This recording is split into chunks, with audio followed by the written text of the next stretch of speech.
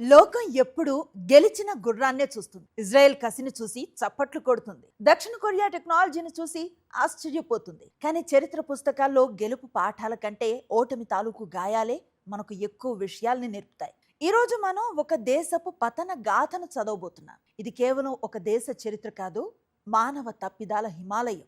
సృష్టిలో దరిద్రం అనేది పుట్టుకతో రావచ్చు, కానీ దౌర్భాగ్యం అనేది కేవలం మనం తీసుకునే నిర్ణయాల వల్ల మాత్రమే వస్తుంది. ఒక్కసారి ఊహించుకోండి, మీ ఇంట్లో ఒక పెద్ద బంగారు గని ఉంది అనుకుందాం. ప్రపంచంలో ఎవ్వరి దగ్గర లేనంత బంగారం మీ ఇంట్లోనే ఉంది. మరి మీరు ఎలా బతకాలి? మహారాజులా బతకాలి కదా. కానీ మీరు తిండి లేక అడుక్కునే స్థితికి వస్తే దాన్ని ఏమనాలి? సరిగ్గా ఇదే జరిగింది వెన్జువెలా అనే దేశానికి. ఈరోజు వెన్జువెలా వీధుల్లో ఆకలితో అలమటిస్తున్న సామాన్య పౌరుడు, తలదాచుకోవటానికి దేశాలు దాటిపోతున్న శరణార్థి తన పాలకులను చూసి సరిగ్గా ఇదే మాట అడుగుతున్నాడు. ప్రపంచంలోనే అత్యధికంగా క్రూడ్ ఆయిల్ అంటే నల్ల బంగారు నిల్వలు ఉన్న దేశం అది. సౌదీ అరేబియా, దుబాయ్ కంటే ఎక్కువ చమురు నిల్వలు ఉన్న సామ్రాజ్యం. అలాంటి దేశం ఈరోజు కుప్ప కూలిపోయింది. ఒక లీటర్ పాలు కొనాలన్నా ఒక లారీ కొద్దీ నోట్లు పట్టుకెళ్లాల్సిన దౌర్భాగ్యం ఎందుకు వచ్చింది? రండి, ఆ కన్నీటి చరిత్రను లోతుగా తెలుసుకునే ప్రయత్నం చేద్దాం. కథలోకి పూర్తిగా వెళ్ళాలంటే మనం 1970ల నాటి వెన్జువెలాను చూడాలి. అప్పట్లో ఆ దేశం ఎలా ఉండేదో తెలుసా?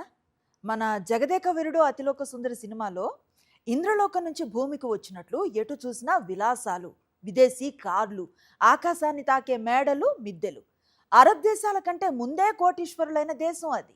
అమెరికా నుంచి విమానాల్లో వచ్చి వెన్జువెలాలో షాపింగ్ చేసేవాళ్ళు. ప్రపంచ సుందరీమణుల పోటీలు వస్తే చాలు వెన్జువెలా భామలకే కిరీటాలు దక్కేవి. అందం, ఐశ్వర్యం రెండూ ఆ దేశానికి దాసోహం అన్నాయి. కానీ అదే సమయంలో ఆ ఐశ్వర్యం వెనుక ఒక పెద్ద శాపం దాగుందని వాళ్ళు గ్రహించలేకపోయారు. దాన్నే ఆర్థిక శాస్త్రంలో డచ్ డిసీజ్ అంటారు.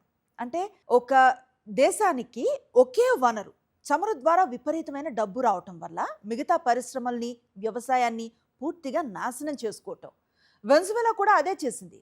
తమ భూమిలో చమురు ఉందనే అహంకారంతో వ్యవసాయాన్ని వదిలేశారు, ఫ్యాక్టరీలు మూసేశారు.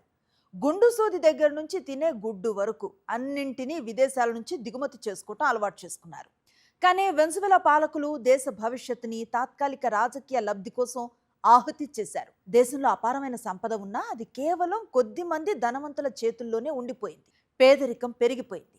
సమాజంలో అసంతృప్తి అనే నిప్పు కణిక అలా రగులుతూనే ఉంది. సరిగ్గా ఇలాంటి తీవ్ర అసంతృప్తి సమయంలో 1999లో వెన్జువెలా రాజకీయ రంగస్థలంపై ఒక సంచలనం ఎంట్రీ ఇచ్చాడు. ఆయనే హ్యూగో చావెజ్. ఒక ఆర్మీ ఆఫీసర్ నుంచి దేశ అధ్యక్షుడిగా ఎదిగిన లీడర్.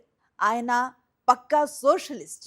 ఆయన ఏం చేశాడంటే విదేశీ కంపెనీల చేతుల్లో ఉన్న చమురు బావులన్నింటినీ బలవంతంగా ప్రభుత్వ పరం చేసేశాడు. దాన్నే నేషనలైజేషన్ అంటారు. అలా చమురు ద్వారా ప్రభుత్వానికి వచ్చే లాభాలన్నింటినీ నేరుగా పేద ప్రజలకు పంచడం మొదలుపెట్టారు. ఇళ్ళు ఫ్రీ, వైద్యం ఫ్రీ, చదువు ఫ్రీ, ఆఖరికి లీటర్ పెట్రోల్ ధరను ₹1 కంటే తక్కువ చేసేశారు. నీళ్ల కంటే చౌకగా పెట్రోల్ దొరికింది. ప్రజలంతా ఇక మనకు తిరుగులేదు, చావేజ్ మనకు దేవుడు అని పండగ చేసుకున్నారు. కానీ ఇక్కడే చావేజ్ ఒక ఘోరమైన తప్పు చేశాడు. చమురు ద్వారా వచ్చిన లాభాల్ని భవిష్యత్తు కోసం దాచలేదు. కొత్త చమురు శుద్ధి కర్మాగారాల ఆధునీకరణకు పైసా కూడా ఖర్చు పెట్టలేదు. పైగా తన సోషలిస్టు విధానాలను వ్యతిరేకించిన చమురు సంస్థల్లో నిపుణుల్ని, అనుభవజ్ఞులైన ఇంజనీర్లను ఏకంగా 18,000 మందిని ఒకే రోజు ఉద్యోగుల నుంచి తీసేసి ఆ స్థానాల్లో తన రాజకీయ అనుచరులని, అలాగే మిలిటరీ జనరల్స్ని కూర్చోపెట్టాడు. చమురు ఎలా తీయాలో తెలియని మిలిటరీ వాళ్ళ చేతుల్లోకి ఆ నల్ల బంగారం వెళ్ళింది. దాంతో క్రమంగా ఉత్పత్తి పడిపోవటం మొదలైంది. అయినా సరే అంతర్జాతీయ మార్కెట్లో అప్పట్లో బ్యారెల్ చమురు ధర $100 పైనే ఉండటంతో ఆ తప్పులు బయటపడలేదు. పైన అంతా బాగున్నట్లే కనిపించింది, కానీ పునాది లోపల మొత్తం డొల్లైపోయింది. 2013లో హ్యూగో చావెజ్ క్యాన్సర్తో చనిపోయాడు. ఆయన చనిపోతూ తన వారసుడిగా ఒకప్పటి బస్ డ్రైవర్, ఆ తర్వాత విదేశాంగ మంత్రి అయిన నికోలస్ మదురోని కుర్చీలో కూర్చోబెట్టాడు. మదురో రాకతో వెన్జువెలా విధిరాతే మారిపోయింది. మదురో పదవిలోకి వచ్చిన మరుసటేడాది అంటే 2014లో అంతర్జాతీయ మార్కెట్లో ఆయిల్ ధరలు ఒక్కసారిగా $100 నుంచి $30లకు పడిపోయాయి. వెన్జువెలా గుండె ఆగిపోయినంత పనైంది. ఎందుకంటే ఆ దేశ ఆదాయంలో 95% కేవలం ఆయిల్ మీదే ఆధారపడు. ఆదాయం 0 అయిపోయింది. కానీ ఉచిత పథకాల ఖర్చులు మాత్రం కొండలా పేరుకుపోయాయి. దేశంలో ఏ వస్తువు తయారు కాదు, అన్నీ దిగుమతి చేసుకోవాల్సిందే. కానీ విదేశీ వస్తువులు కొనటానికి ప్రభుత్వం దగ్గర డాలర్స్ లేవు. దాంతో దేశంలో తిండి గింజలు, మందులు, ఆఖరికి టాయిలెట్ పేపర్ల కొరత కూడా ఏర్పడింది. ఈ సమయంలో ఒక సామాన్య ఆర్థికవేత్త అయినా ఏం చేస్తాడు? ఖర్చులను తగ్గించుకుంటాడు, ఇతర దేశాల నుంచి అప్పులు తెస్తాడు. కానీ మదురై ఏం చేశారంటే ఒక వింత నిర్ణయాన్ని తీసుకున్నారు. సెక్యూరిటీ గార్డ్ గేట్ దగ్గర కూర్చొని టోకెన్లు పంచినట్లు లారీల కొద్దీ, టన్నుల కొద్దీ కరెన్సీ నోట్లను ప్రింట్ చేయటం మొదలుపెట్టారు. ఫలితం, నోట్లకు విలువ పోయింది. దాన్నే ఎకానమిక్స్లో హైపర్ ఇన్ఫ్లేషన్ అంటారు. అది ఎంత దారుణమైన స్థితికి చేరిందంటే అక్కడ ద్రవ్యోల్బణం రేట్ ఏకంగా 10,00,000% దాటిపోయింది. ఈరోజు వెనిజువెలా వీధుల్లో ప్రతి ఒక్కరి పరిస్థితి ఇదే. చేతిలో సంచుల కొద్దీ నోట్లున్నాయి, కానీ జేబులో ఒక్క పూట తిండికి లేదు. ఒక కోడిగుడ్డు కొనాలంటే అక్కడ ఒక నెలకు సరిపడా జీతం ఇవ్వాలి. డబ్బులు రోడ్ల మీద చెత్త కుప్పల్లో పారేస్తున్నారు. ఎందుకంటే ఆ కరెన్సీ కాగితం ముక్కల కంటే వాటిని పట్టుకెళ్లే ప్లాస్టిక్ కవర్స్కే ఎక్కువ విలువ ఉంది అక్కడ. ఆకలి తట్టుకోలేక జనం జులాజికల్ పార్కుల్లో జంతువులను, వీధి కుక్కల్ని చంపి తినే స్థితికి దిగజారారు. వెనిజువెలా ఇంతలా దెబ్బతినటానికి కేవలం అంతర్గత తప్పులే కారణం కాదు, బయటి శక్తుల హస్తం కూడా ఉంది. వెనిజువెలాకు అమెరికాకు ఎప్పుడూ పడేది కాదు. ఎందుకంటే వెనిజువెలా రష్యా, చైనాలకు దగ్గరైంది. దాంతో అమెరికా ఏం చేసిందంటే మదురో ప్రభుత్వాన్ని ఆర్థికంగా గొంతు నొక్కేయటానికి 2017 నుంచి కఠినమైన ఆర్థిక ఆంక్షల్ని విధించిందన్నమాట. వెనిజువెలా నుంచి ఎవ్వరూ ఆయిల్ కొనకూడదు, అమెరికా బ్యాంకింగ్ వ్యవస్థను వెనిజువెలా వాడకూడదు అని ఆర్డర్ చేసింది. ఇది ఎలా ఉందంటే ఇప్పటికే ఐసీయూలో ఉన్న రోగికి ఆక్సిజన్ సిలిండర్ తీసేసినట్లుగా అయిపోయింది. చమరమ్మకాలు పూర్తిగా ఆగిపోయాయి.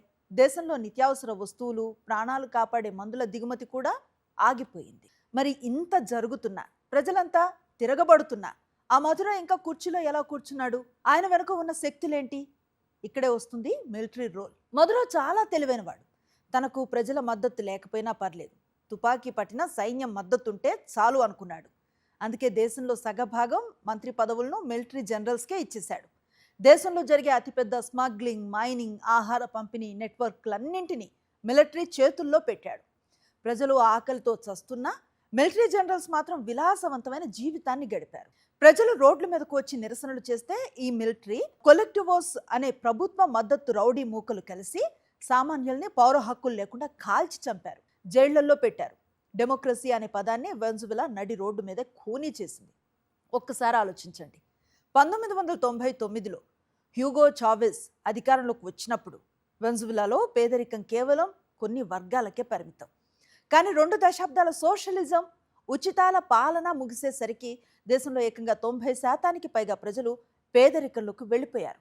దాదాపు 70 లక్షల మంది ప్రజలు ఆకలి తట్టుకోలేక దేశం విడిచి పక్క దేశాలకు వలస వెళ్ళిపోయారు. ఆధునిక ప్రపంచ చరిత్రలోనే యుద్ధం జరగకుండా ఇంత పెద్ద ఎత్తున శరణార్థులు వలస వెళ్ళిన ఏకైక దేశం వెనిజువెలా మాత్రమే. ఈ వెనిజువెలా చరిత్ర మనకు నేర్పే గుణపాఠం ఒక్కటే: భూమిలో సంపద ఉంటే సరిపోదు, దాన్ని పాలించేవాడి బుర్రలో సరుకుండాలి. ఉచితాలు తాత్కాలికంగా ఓట్ల వర్షాన్ని కురిపించొచ్చేమో కానీ ఉత్పత్తి లేని దేశాన్ని, కష్టపడే తత్వం లేని సమాజాన్ని, దూరదృష్టి లేని నాయకత్వాన్ని అవి శ్మశానంగా మారుస్తాయి.